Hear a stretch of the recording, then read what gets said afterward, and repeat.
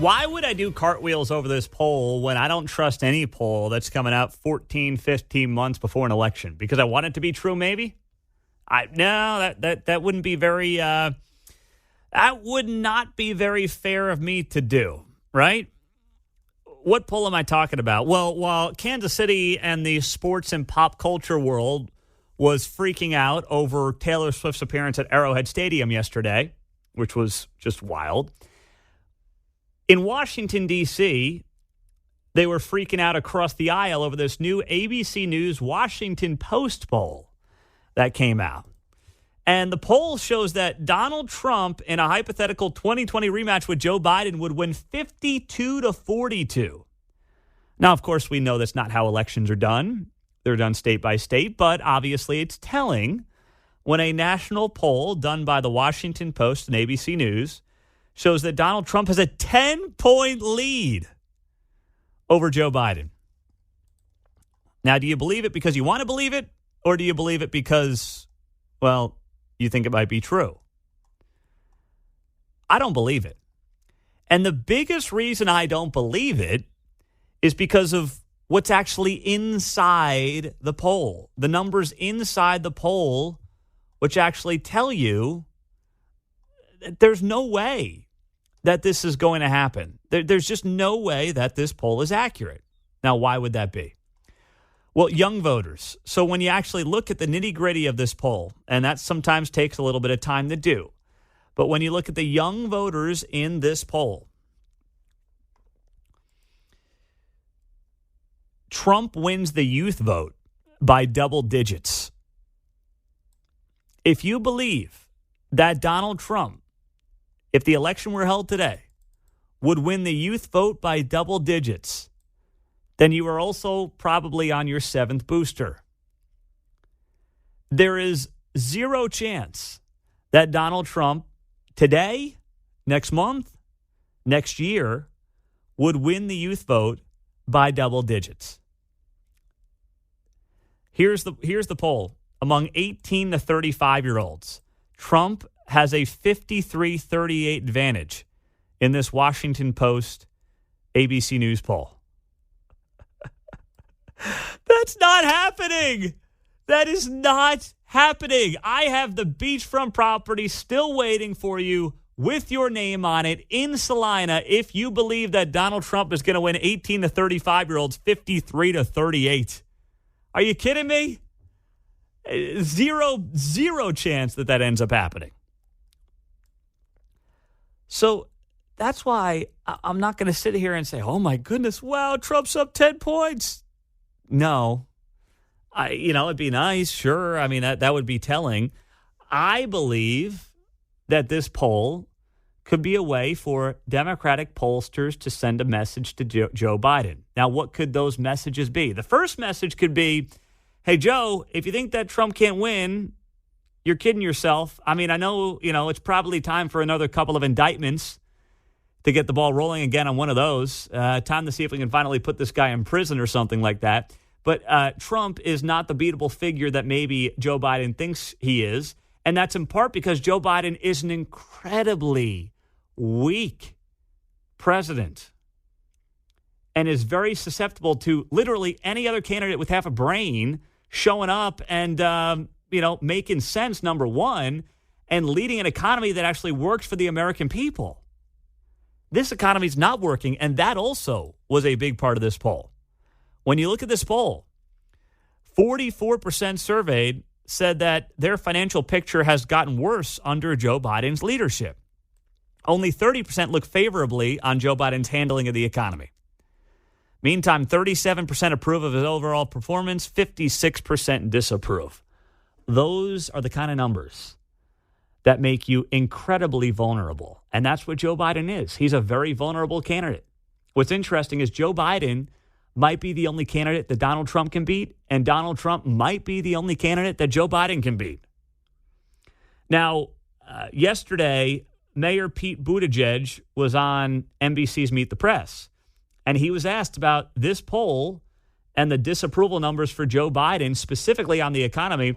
And here's what Sweet Pete had to say. What do you say to the 44% of Americans who say they are worse off now than they were before Biden took office? Well, look, we all know the economic pressure that Americans have felt when the president took office. The economy was flat on its back. But we're also getting extraordinary results. More than 13 million jobs created. That's more than any presidential term in American history. And yes, it takes a while for people to feel the full benefits of those results, just like it's going to take a while to build all of the infrastructure that we're now underway on with the president's generational infrastructure bill. But he got the bill done after president after president, Congress after Congress couldn't make it happen. He did. We're getting the results on the economy. Imagine being so out of touch that you think a multi-trillion-dollar infrastructure bill has somehow or will ever make people feel better about their wallets. It is just mind-numbingly stupid to come away with that conclusion if you're Mayor Pete. And the 13 million jobs thing, we've gone over that a million times. We've gone over it 13 million times, I think. Most of those jobs are jobs replaced that were lost artificially by COVID. We've talked about this time and time again.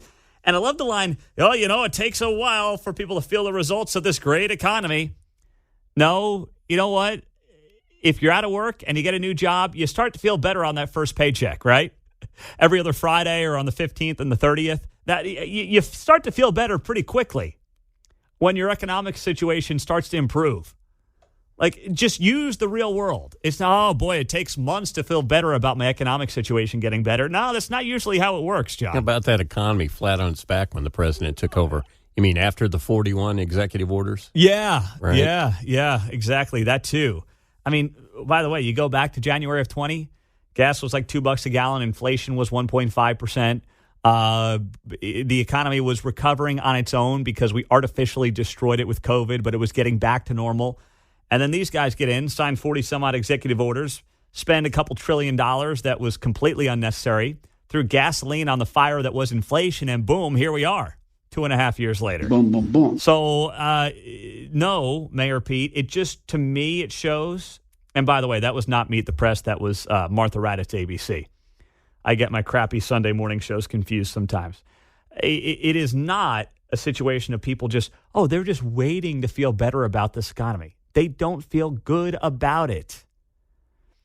And I know there's people listening who are going to scream about how inflation is down. Inflation is down, but costs are still up. And if you are in a bubble in parts of Johnson County or other parts of the metro where you don't feel inflation, that's great. I mean, I'm very happy for you about that. And yes, Taylor Swift tickets are $800 for the worst seat in the house at Arrowhead. So you can look at elements of this economy and say, well, if people are spending $800 on Taylor Swift tickets, the economy can't be that bad. Well, no, it could just mean that people are making poor decisions with their money or they're putting it on credit cards. It doesn't mean that they feel good about the economy necessarily. The disingenuousness, I can't say it, disingenuousness, anyway, of this administration would be to say, yeah, but the economy's getting better. It was cheaper to get tickets to see Taylor Swift at Arrowhead yesterday than it was a month ago. Yeah, they would make some ridiculous argument like that. Or they would say the price of the Taylor Swift tickets has gone up less this year than last year or something like that, because that's kind of what they're doing, right? Inflation's down, but inflation is still almost double where it needs to be. The Fed target for inflation is 2%. We're pushing 4%. Great. It's not 8 or 9, but it's not good. 913-408-7710. Yvonne's in Leawood. Hello, Yvonne. Good morning. Hi, good morning. What's going on? Well, I was calling in because of your disbelief that the youth vote would go to Donald Trump. Now, I don't know if it's as great as what you read, but I have a lot of hope for, Gen Zs, because I have a son who's a Gen Z. He goes to Rockhurst High School, and just a couple of weeks ago, back in, they were in a biology class, and one of his fellow students was talking about climate change and after the professor had said something, he's like, oh, yeah, that's just one of the signs of climate change. Not the professor said that, but one of the students. And another kid yelled, climate change is a lie of the left. And no one gave him crap for it. It was like, yeah. And I was like, oh, really? I was a little bit surprised. And he said, you would not believe how many Donald Trump supporters go to that school, Mom. Really? So, yes, absolutely. And, it's an all-boys school. And I can't speak for girls. I don't have any girls. And honestly, I don't know how many of them would be Trump supporters. But young men, if you even stop and think about it, we have to sit back and view all of this bull crap that the left gives us, right? But we're really not in the thick of it. But young men are in the thick of it. You're worthless. You're a white man. You have no voice. Bow to transgenderism. They have to deal with this every day. And as that pendulum is going way over to crazy left town, when it lets go, it's not going to land in the middle. It's going to land on the extreme right, which actually kind of concerns me. But there's like this rally call of young men who are like, no, this is ridiculous. Why am I inherently evil because I was born a white male? By the way, you bring on my merit. You bring up a great point about if the backlash results in people going to folks like Andrew Tate and people like that on the far right. That is concerning too. But it is very concerning. Yeah, so that's an excellent point. But if the backlash is real, especially amongst Gen Z men, then that's welcoming. But I just look back at 2020, and you look at 18 to 35, and it was about 60% of those voters that voted for Joe Biden. So this would be nearly a 30-point swing in the other direction. That would be monstrous if that actually does happen. Well, but now they are reaping the fruits of their labor from their votes. Because who is this economy affecting the most? Not people who already own a home and are happy. It's just people who are like, oh, yeah, now I've graduated. Oh, wait, I'm going to have to still live with mommy and daddy. Mm-hmm. That's who it's affecting the most, are people who are starting out, because they can't start out like, people even my generation could start out, and I'm a young or older millennial. So that's really who these crazy ideas and actions that he's put into place are affecting. Mm-hmm. Not people who are already established. You're right. If you own a home and you're sitting there with a under 3% interest rate, you're like, wow, that sucks for other people, but it doesn't impact me. Exactly. Yeah. Exactly. Yes. Not affecting me any. Mm-hmm. And I'm at a 3% rate. It's funny. And I live in freaking Leawood. I'm not bragging, but I'm also not hurting, right? Yeah. I hate going to the grocery store and paying $7 for a gallon of milk, but I'm also not like, oh my gosh, I need to move out of my parents' basement. Yes. Yeah. Yvonne, thank you. That's who it's hurting. Yes, you are right. Thank you for bringing it up. I've got a break, but I want to get some thoughts and add to what she just said there. That if there is a young revolution for people who are trying to buy homes, who are sick of being, targeted because of how they were born, basically, maybe the tide does turn. I just don't think it's turning the way this poll suggests. 913-408-7710. Plus, the wildest thing anybody said over the weekend. We'll share that to wrap up the show. Ray Stevens takes over at 10 o'clock. No, I'm with you. I get it. I understand text line 913-408-7710. Completely understand what many of you are pointing out. We just had a caller on, Yvonne. As I shared with you this poll that came out from ABC News and the Washington Post that showed Donald Trump beating Joe Biden by 10 points. And I'm just sitting here saying I'm not buying it, in large part because one of the reasons Trump was up 10 points in this poll is because of 18 to 35-year-olds where he had a 15-point lead. I see no way that happens. Now, our caller Yvonne pointed out that she's got a high school son and, he and his friends are very much more conservative in nature and that there could be some backlash, especially from young white males who just feel like they've been the target of a lot of the people in power based on their skin color and their gender. And that may be true. And she also brought up a very good point, which is that they could be going to far right figures like Andrew Tate and people like that who are just bad actors.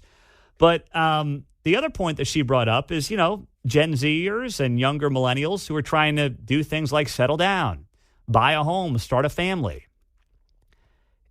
I don't want to say it's impossible, but it's very difficult to do right now. Home prices are astronomically high, depending on where you're at in town. I mean, entry-level price points for homes is $350,000, $400,000, even higher in some parts of town. Easy $500,000 if you get a certain parts of town. It's just crazy. You know, the notion of buy a starter home and work your way up every few years, that whole idea of the American dream very much feels dead. And it was dying before COVID. Now it's just gotten worse because of the housing shortage, because of the fact that, people are now staying in their homes. They're locked in at 2-3% interest rates. They don't want to move. They can't afford to move. That's bad for buyers. That's gotten a little bit better here as of late from what I understand, but it's not good by any stretch of the imagination. So people that are realizing that and are struggling with that are maybe figuring out that certain politicians are not looking out for their best interests, despite the fact that they promised to bail out their student loan debt, which they've been promising forever and has not actually happened. So I hope that tide is turning, but I do understand many of you saying, okay, young men may be going that way, but young women that might be more likely to vote based off things like abortion and feeding into some of the media lies on abortion, they may overwhelmingly go the other way. And we saw that last year here in Kansas with Value Them Both. David's in Overland Park. Hello, David. What's up? You're on KCMO. Hey, Pete, good show. Just 10 seconds here. I think that possible shift in votes of 18 to 35-year-olds could be real. I've got a college student son and a high school daughter, and they crack up watching old Joe videos on social media, and they know there's no way in hell they'd ever vote for a guy like this. So they might be looking at him like he's grandpa or great-grandpa. And, Trump's articulate, he's clean, the way that he speaks compared to Joe on these videos, it's night and day, bro. Yeah, well, that's very true. That's very true. And, David, way to lead me into the last point of the morning. That's well done, my friend. The last, speaking, you too. The most hilarious / ridiculous thing that was said over the weekend came from Pops. Here he was, Joe Biden, over the weekend. It was at a Congressional Black Caucus event supposed to honor LL Cool J, the rapper who's been around for, 25, 30 years at this point? Here's what it sounded like. And two of the great artists of our time representing the groundbreaking legacy of hip-hop in America, LL Cool J. By the way, that man's got biceps bigger than my thighs. I think he's been... And MC Light, both of you, thank you. Oh, no. I love that LL Cool Jay-Z. Yeah. What's more cringy, the LLJ Cool J or the calling the grown black man boy, which he's got a habit of doing time and time again? Oh, gosh, it makes me shiver.